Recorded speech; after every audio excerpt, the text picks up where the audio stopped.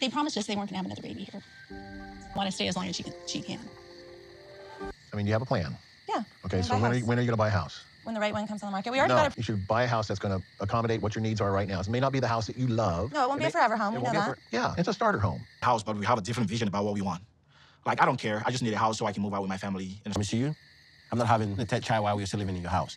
And I'm sticking to that. I don't care even if it's that we have to rent. We won't rent, though. Okay, then the only reason we live here is to save up to buy a house. Okay, and we already. So you're buying here almost 5 years. The houses. I am. Who got the realtor? I did. So it's not like I'm not the one taking the steps to go buy the house.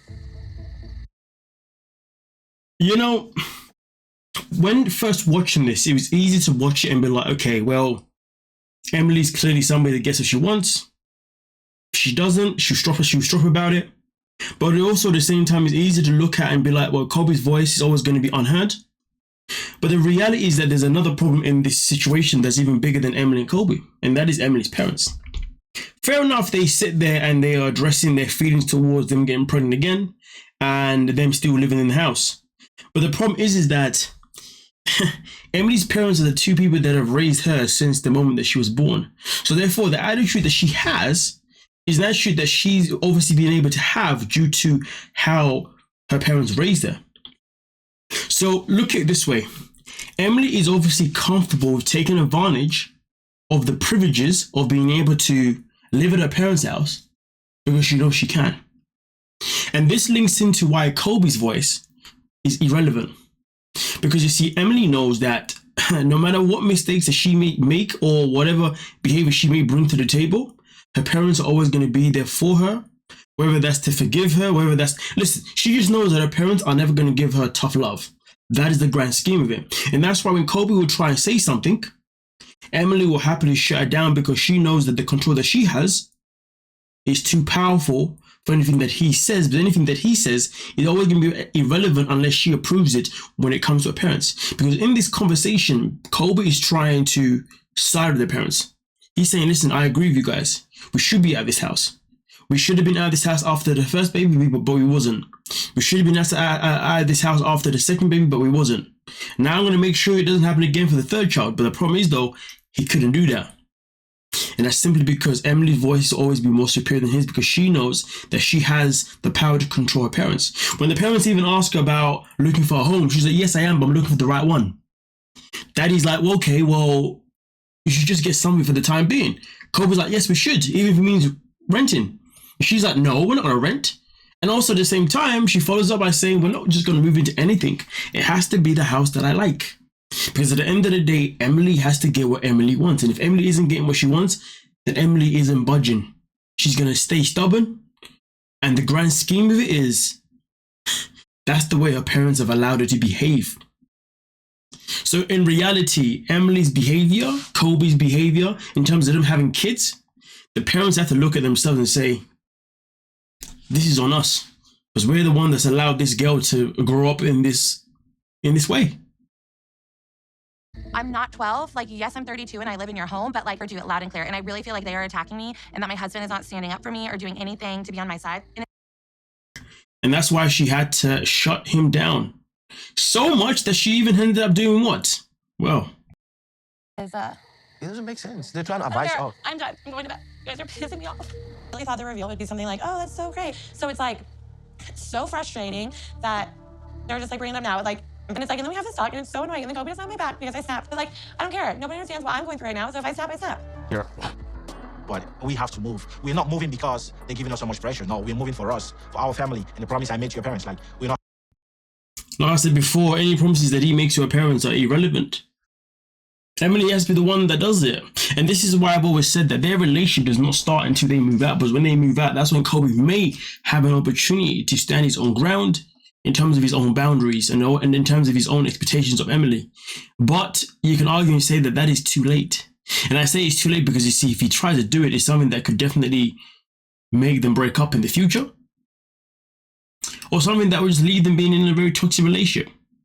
It's very hit or miss, but the matter of the fact is this: Kobe needs to understand that no matter how much he's going to want to have a say or boundaries with Emily, he's never going to be able to win because her family won't even support him. Because even if they try and support him, it won't be affected because Emily just does not value what mommy and daddy has to say, because she knows that mommy and daddy are only valuable to her only whenever they give her what she wants. And if they're not giving her what she wants, then whatever they say, it feels like an attack.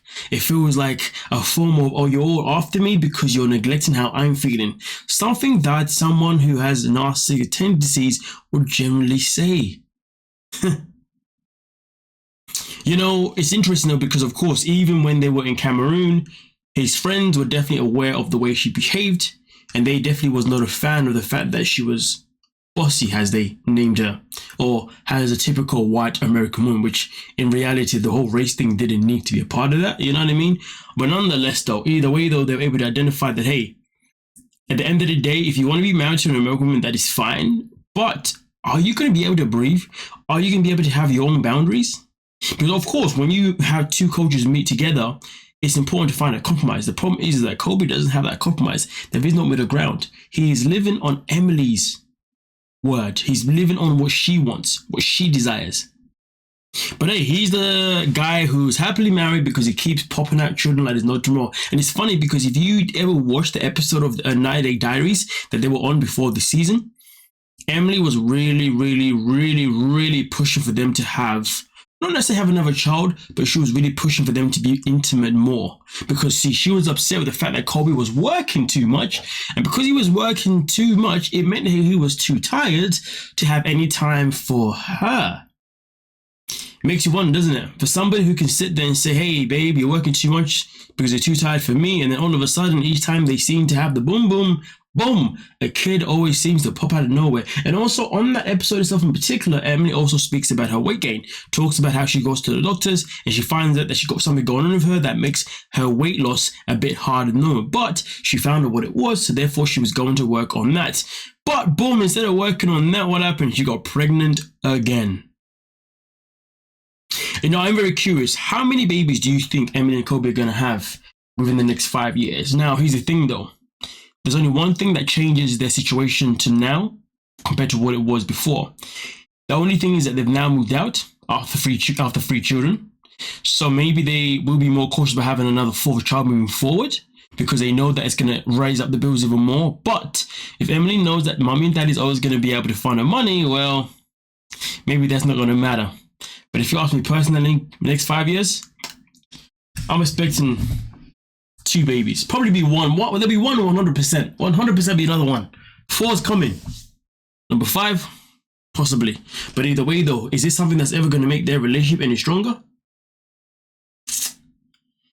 If I was Emily and Kobe, I would make sure that they live together with their kids for at least 2 years first to make sure that their relationship is as strong as it was when they were under her parents' roof.